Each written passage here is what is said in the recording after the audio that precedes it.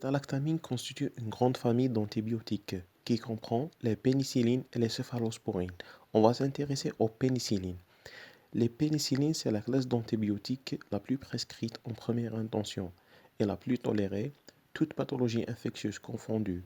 Elle est la plus diversifiée et la moins toxique. Son mode d'action est caractérisé par une action bactéricide par inhibition de la synthèse du peptidoglycane, qui est un composant de la paroi bactérienne. L'élimination des pénicillines se fait généralement par voie rénale.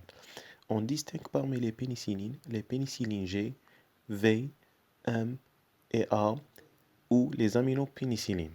Intéressés aux aminopénicillines, ce sont les antibiotiques les plus utilisés en chirurgie dentaire à cause de leur spectre large. Deux molécules appartiennent à cette catégorie, ce sont les ampicillines et l'amoxicilline, qui est la molécule la plus prescrite en médecine dentaire. Cette molécule, analogue de l'ampicilline dont elle dérive, elle présente une meilleure absorption intestinale et alors moins d'effets indésirables et plus d'efficacité par voie orale. Dans un cas, on associe l'amoxicilline avec une autre molécule qui est le métronidazole. Cette association se fait souvent dans le cas où les germes anaérobies sont présents. Ça veut dire dans le cas, par exemple, des abcès. Cette association, elle est recommandée souvent grâce à leur effet synergétique.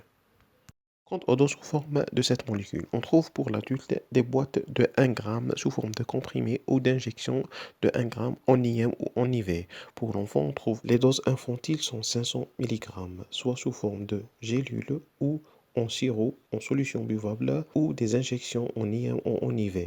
Pour le petit enfant, généralement la forme caninique est sous forme d'un sirop de 250 mg ou 125 mg. Généralement, ces doses sont destinées pour les enfants de moins de 6 ans.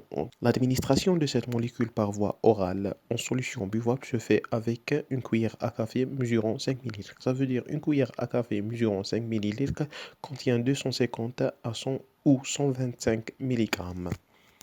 Et pour les doses journalières pour l'adulte, on a un comprimé de 1 g 2 fois par jour ou 3 fois par jour, ou en dose flash, on donne 2 à 3 grammes 1 heure avant l'acte pour les patients qui présentent un risque infectieux en antibioprophylaxie.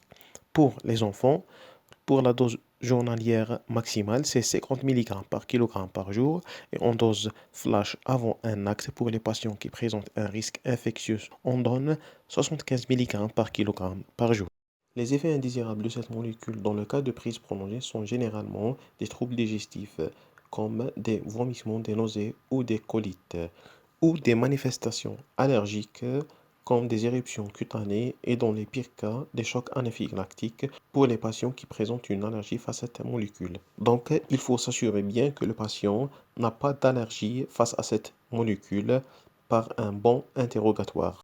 Si le patient ne sait pas s'il présente une allergie à cette molécule, on prescrit cette molécule et on écrit à côté de la dose journalière préconisée par le praticien sous test. On demande au patient s'il a eu auparavant un problème d'angine, soit répétitif ou non, parce que généralement ces patients prennent de l'amoxicilline pour le traitement de cette angine. Mais en cas de doute, de préférence de ne pas prescrire cette molécule.